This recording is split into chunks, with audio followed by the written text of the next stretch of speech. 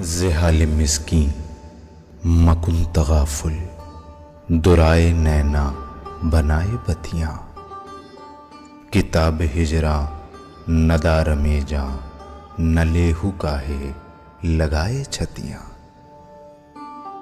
شبان ہجراں دراز چو زلف، روز وصلت چو عمر کوتاہ، سکھی پیا کو جو میں نہ دیکھوں تو کیسے کاٹوں اندھیری رتیاں۔ ناظرین آداب، ڈی ڈی اردو کے اس خاص پروگرام جس کا نام ہے اردو شاعری کا بدلتا منظرنامہ، اس پروگرام میں میں رضا حیدر آپ سبھی کا استقبال کرتا ہوں۔ آج ہم گفتگو کریں گے 19ویں صدی کے نہایت ہی اہم اور ممتاز شاعر شاد عظیم آبادی کی شاعری اور ان کی زندگی پر، اور ہمارے ساتھ اس اہم گفتگو میں موجود ہیں ہمارے دو خاص مہمان جن کا میں تعارف کراتا چلوں۔ ہمارے پہلے مہمان ہیں پروفیسر محمد علی جوہر صاحب۔ آپ کا تعلق علی گڑھ مسلم یونیورسٹی کے شعبہ اردو سے ہے، آپ وہاں سینئر استاد ہیں، کئی کتابوں کے مصنف ہیں، اور آپ کے کئی آرٹیکلز بھی رسائل میں پبلش ہو چکے ہیں۔ ہمارے دوسرے مہمان ہیں ڈاکٹر جہانگیر وارسی صاحب۔ آپ بھی لنگوسٹکس کی دنیا میں کسی بھی طرح سے تعارف کے محتاج نہیں ہیں، آپ کا بھی تعلق شعبہ لسانیات علی گڑھ مسلم یونیورسٹی سے ہے۔ اس سے پہلے آپ یعنی علی گڑھ مسلم یونیورسٹی سے پہلے آپ یو ایس کے بھی کئی یونیورسٹیز میں ٹیچنگ کے فرائض انجام دے چکے۔ تو ہم آج ان دونوں مہمانوں سے شاد عظیم آبادی کی زندگی اور شاعری پر گفتگو کریں گے۔ تو ناظرین، جب شاد عظیم آبادی کی بات آتی ہے تو ہمارے ذہنوں میں بہت سارے اشعار گونجنے لگتے ہیں۔ سنی حکایت ہستی تو درمیان سے سنی، نہ ابتدا کی خبر اور نہ انتہا معلوم۔ 19ویں صدی کے جن شاعروں نے اپنی شاعری کے ذریعے سے پورے عہد کو متاثر کیا، ان میں ایک اہم نام شاد عظیم آبادی کا بھی ہے۔ شاد عظیم آبادی کی شاعری کی خصوصیت یہ ہے کہ انہوں نے تقریباً اردو کی سبھی اصناف میں طبع آزمائی کی، مگر ان کی غزلیں اور ان کے مرثیے آج بھی علمی اور ادبی دنیا میں نہایت ہی عزت و احترام کی نظروں سے دیکھے جاتے ہیں۔ تو ناظرین، ہم گفتگو کریں گے شاد عظیم آبادی پر۔ تو میرا پہلا سوال ہے پروفیسر محمد علی جوہر صاحب سے کہ سر، آپ نے شاد کو کافی پڑھا بھی ہے اور پڑھایا بھی ہے، تو ہم یہ چاہتے ہیں کہ شاد عظیم آبادی کی جو ابتدائی زندگی ہے، پیدائش سے لے کر کے اور جب سے انہوں نے شاعری شروع کی، اس زندگی پر آپ ہلکی سی روشنی ڈالیں ہمارے ناظرین کے لیے۔ کسی بھی فن پارے یا فنکار کا جائزہ لیتے وقت ہمارے سامنے کئی سوال ابھر کر سامنے آتے ہیں۔ ان میں دو سوال ایسے ہیں جس کو ہم نظر انداز نہیں کر سکتے۔ وہ سوال ہیں کیا اور کیسے، یعنی فنکار نے کیا کہنا چاہا ہے اور جو کچھ بھی کہا ہے کس نقطۂ نظر سے کہا ہے۔ بہت خوب۔ ادب کے طالب علم کی حیثیت سے پہلا سوال دوسرے سوال سے زیادہ اہم ہو جاتا ہے۔ وہ یہ کہ ہم دیکھیں کہ کسی شاعر یا ادیب نے ادائے خیال یا اظہار جذبات کے لیے جو طریقہ کار استعمال کیا ہے، اس کی نوعیت کیا ہے اور اس میں وہ کہاں تک کامیاب ہوا ہے۔ جہاں تک شاد عظیم آبادی کا تعلق ہے، ان کی زندگی کا محور 1846 عیسوی سے لے کر کے 1927 پر محیط ہے۔ جی، بڑا طویل عرصہ ہے۔ جی، بہت طویل عرصہ ہے۔ اس دور پر اگر ہم گفتگو کریں تو ہم یہ دیکھتے ہیں کہ اس دور کے ناول نگار نذیر احمد، پنڈت رتن ناتھ سرشار، حالی شبلی وغیرہ بھی آتے ہیں۔ بہرکیف شاد عظیم آبادی وہاں پٹنہ میں پیدا ہوئے، وہیں پلے بڑھے، پروان چڑھے، اور ان کی تعلیم ان کی تربیت جو ہے اسی ماحول میں ہوئی۔ چونکہ جاگیردارانہ ماحول تھا ان کا، نواب خاندان سے ان کا تعلق تھا، لہٰذا پرورش اور پرداخت میں کسی بھی طرح کی کوتاہی نہیں برتی گئی۔ اس اعتبار سے ہم دیکھیں کہ تعلیم اور تربیت اور جس ماحول میں ہوئی، اس کے کلام میں اس کا اثر دکھائی دیتا ہے۔ انہوں نے جو خود نوشت ایک بھی لکھی ہے، اس میں اپنی زندگی کا پورا حال بیان کیا ہے۔ مثلاً کب، کہاں، پیدا ہوئے، کیا کھاتے تھے، کیا پیتے تھے، کیا مصروفیت تھی، کن کن لوگوں سے کس قسم کے تعلقات تھے، کن کن امراض میں پیدا ہوئے، یہ تمام تفاصیل ان کے خود نوشت میں بھی ہمیں یعنی ان ملتی کی ہیں۔ جو پوری ابتدائی زندگی سے لے کر کے بعد کی زندگی تک کا پورا احاطہ جو ہے ان کی جو ہے وہ آٹو بائیوگرافی میں ہمیں ملتا پوری ہے۔ کی پوری جی، اس میں بہت دکھائی خوب، بہت دیتی خوب۔ ہے۔ تو جہانگیر وارثی صاحب، ہم بڑی مطلب جسے کہا جائے انفارچونیٹ ہے، اور یہ ہمارے ادب کے لیے بڑی عجیب و غریب بات ہے کہ ہم کسی شاعر کو اس کے عہد کے دبستان سے آئیڈینٹیفائی کرتے ہیں۔ جب شاد عظیم آبادی کی بات آتی ہے تو وہ بہار، دبستان بہار اور بہار اسکول کی بات ہوتی، حالانکہ جہاں تک پڑھے لکھے لوگوں کا خیال ہے کہ کسی بھی شاعر کو اس کے ایک مخصوص دبستان سے اس کی پہچان نہیں کرنا چاہیے۔ تو شاد عظیم آبادی کا جو دور تھا وہ صرف دبستان عظیم آبادی کا بہت اچھا دور نہیں تھا، بلکہ عظیم آباد کے علاوہ دبستان دلی، دبستان لکھنؤ، حیدرآباد کا جو دکن کا دبستان تھا، وہ تمام دبستان کا بھی ہم احاطہ کر سکتے۔ تو ہم یہ چاہتے ہیں کہ صرف بہار کے دبستان پر نہیں بلکہ بہار کے علاوہ جو ان کا عہد پورا رہا ہے اس پہ آپ کچھ اختصار کے ساتھ۔ جی، یہ آپ نے بہت صحیح مدعا اٹھایا ہے کہ جب دبستان کی ہم بات کرتے ہیں تو لوگوں کو کہیں نہ کہیں اب کسی نہ کسی دبستان سے جوڑ دیا جاتا ہے۔ جی، حالانکہ شاعری میں اکثر یہ دیکھا گیا ہے کہ ان کی پہچان ان کے کلام سے بالکل صحیح ہونی چاہیے، نہ کہ دبستان سے یا کسی جغرافیکل باؤنڈری سے ہونی چاہیے۔ بہت خوب۔ جی، تو اس زمانے میں اگر آپ دیکھیں گے تو دبستان دلی ہے، دبستان لکھنؤ ہے، دبستان رامپور آپ کہہ لیں، جی، دبستان دکن یا حیدرآباد یا دبستان عظیم آباد۔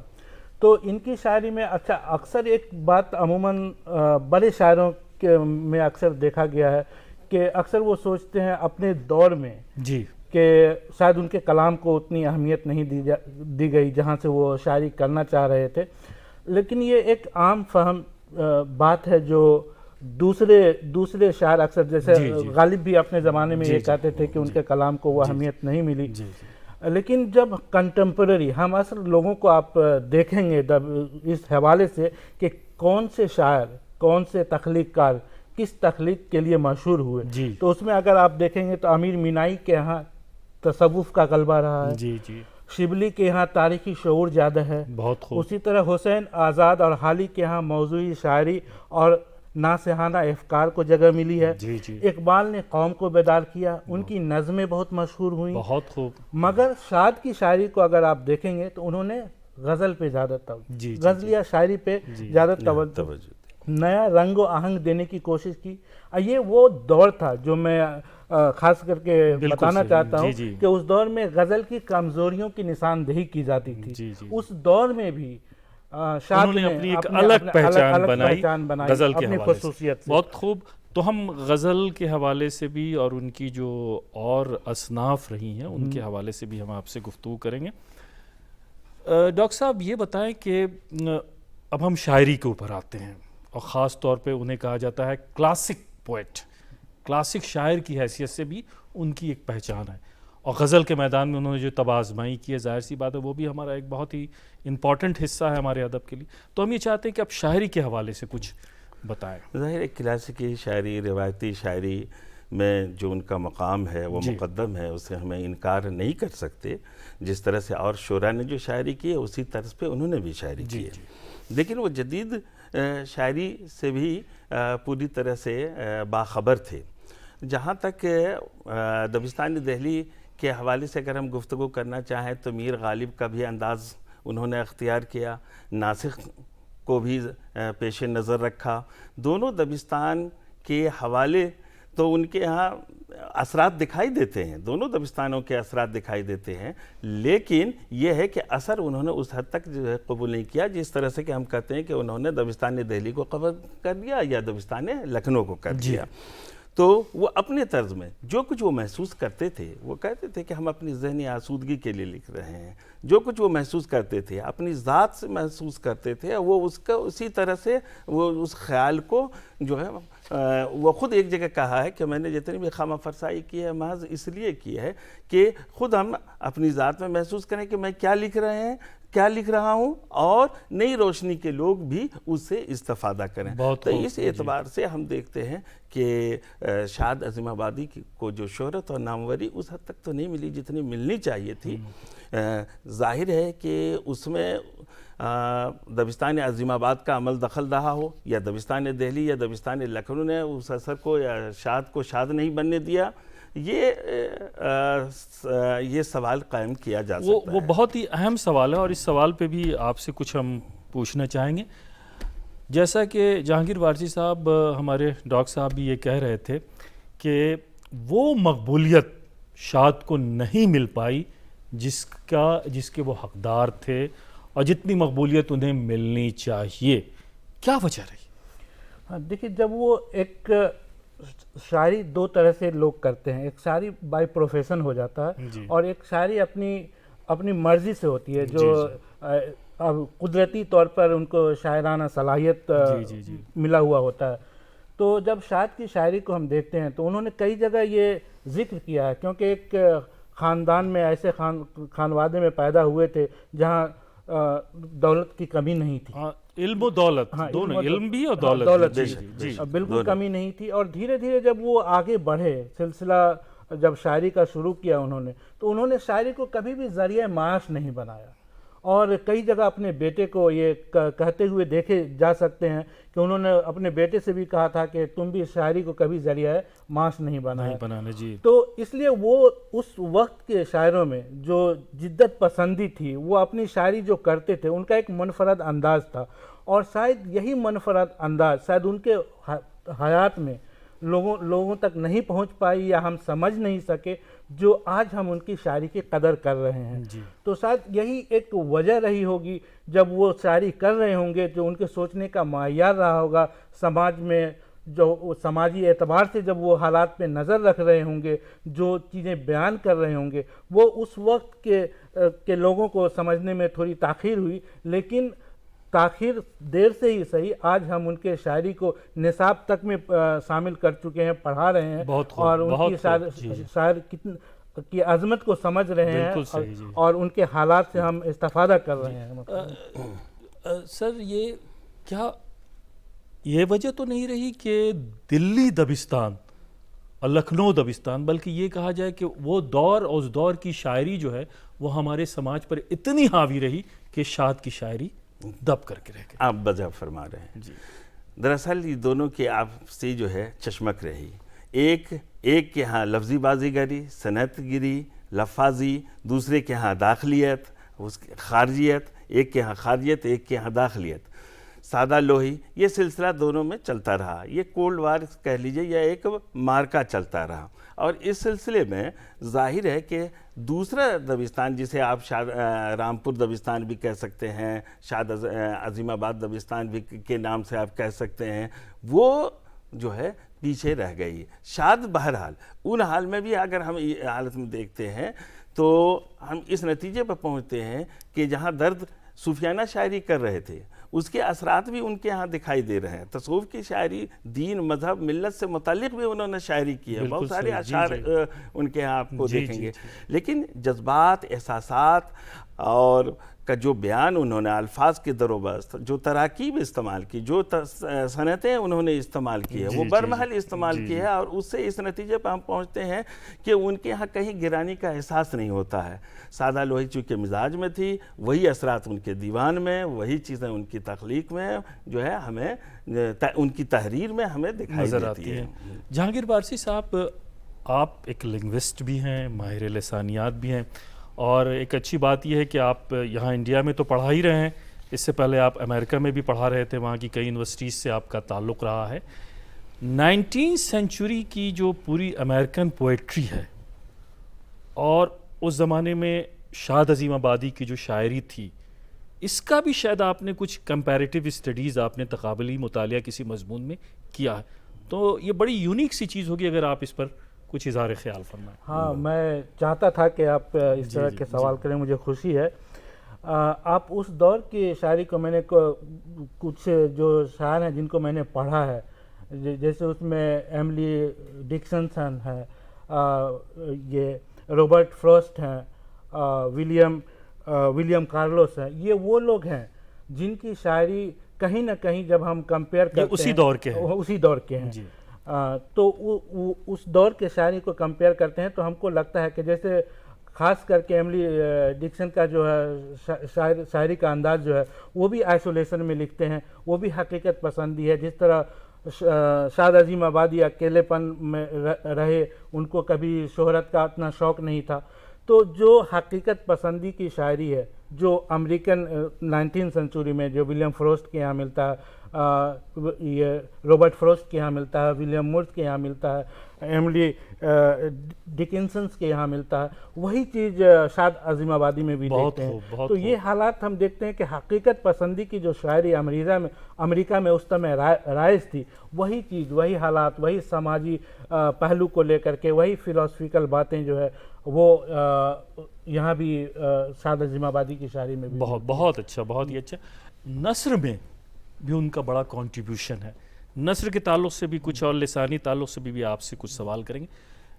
उन्होंने नॉवेल्स भी लिखे हैं, सूरतुल ख्याल बहुत ही मशहूर मारूफ नॉवेल, तो उस नॉवेल के बारे में आप कुछ नाज़रीन को बताएं। हाँ, असल में सूरतुल ख्याल जो नावल है उसमें मुस्लिम जागीरदाराना माहौल की अक्कासी उन्होंने की है, मुस्लिम माशरे से मुतालिक उन्होंने लिखा। आम तौर से जागीरदाराना माहौल का सिस्टम क्या होता है, निज़ाम क्या होता है, यानी वो तरीक़ाकार क्या होता है, उसके आदाब क्या होते हैं, उसके नशिस्त व बर्खास्त क्या होते हैं, और फिर उसको ज़वाल जी, उसके ज़वाल आमादा तहज़ीब को किस तरह से एक जागीरदाराना निज़ाम कायम होता है, और फिर भी एक सूरत ऐसी भी आ जाती है कि उनको जो है ज़वाल का मुँह देखना पड़ता है। तो उन सूरतों का पूरा जो है उनको उन्होंने पेश किया है, लेकिन साफ़ सुथरी ज़बान, ऐसा लगता है कि अगर आप पढ़ें तो ऐसा लगता है कि हू बहू वाकई ये वाक़या जो है हो चुका है। नावल ज़ाहिर है कि उसी का नाम है, ज़िंदगी की हकीकत और उसके तर्जमानी करता है, हमारी ज़िंदगी तर्जमानी करता है। तो वो तमाम चीज़ें जो है सूरतुल ख्याल में पाई जाती है। वो सब कुछ हाल जागिर का, नवाबीन का लुटते हुए किस तरह से आबाद हुआ, फिर उसके बाद किस तरह से बस्तियां जो है लूटी हैं, सब उसका उन्होंने जिक्र उसमें। क्योंकि 1857 का भी दौर उन्होंने देखा और पूरी तहजीबों का जवाल भी देखा, तो उसका रिफ्लेक्शन जी उसकी जो है, हाँ 1857 का 1857 तो उसको हम याद करते ही हैं। एक तहजीब जो ख़त्म हो रही थी, उसका असर उस बिहार में भी जो है, पटना आसिमाबाद में भी, बिल्कुल उसका असर जो है वहाँ भी हमें उसके भी असरात दिखाई देते हैं उनकी तहरीरों में। तहरीर में वहाँ दिखाई देते हैं। जहांगीर वारसी साहब, ये लिसानी पहलू जो उनकी नस्र का बहुत ही एक इम्तियाजी पहलू है, जिस पे आपने बहुत क्रिटिकली उसको आपने देखा है, उस पर आप कुछ? हाँ, मैं ये जहाँ तक उनके शायरी का लिसानियाती या असलूबियाती मताला के हवाले से अगर हम देखें तो उस पर बहुत कम काम हुआ है। हम चाहेंगे कि उस पर लिसानियाती पहलू पे या असलूबियाती मताला उनके शायरी का होना चाहिए, क्योंकि बहुत देर हो चुकी है उनको समझने में और उनको आज उनके शायरी को हम अपने से रिलेट करने में। क्योंकि उनके जो सबसे बड़ा पहलू था जिनको हम लिसानियाती मताला के तौर पर ले सकते थे कि उनकी ज़बान बहुत सहल थी, बिल्कुल आम लोगों के दिलों में उतर जाने वाली बात थी। तो उसमें जैसे लिसानियात में तजनी से सौती का मताला है, जो एक लिसानियाती मताला है, जिसमें अल्फाज में हम आहंगी से गनायत पैदा होती है और उस गनायत से शायरी में नगमगी आती है। बहुत खूब। उनका एक शेर है कि मैं हैरत व हसरत का मारा खामोश खड़ा हूँ साहिल पर, दरियाए मोहब्बत कहता है आ कुछ भी नहीं पाया है। बहुत खूब। तो इस तरह के उनके यहाँ और भी अगर कुछ इस तरह के अशार हैं तो आप, और जैसे तकरार की मिसालें मैं यहाँ पे कुछ देना चाहता हूँ कि जैसे वो कहते हैं कि देख लो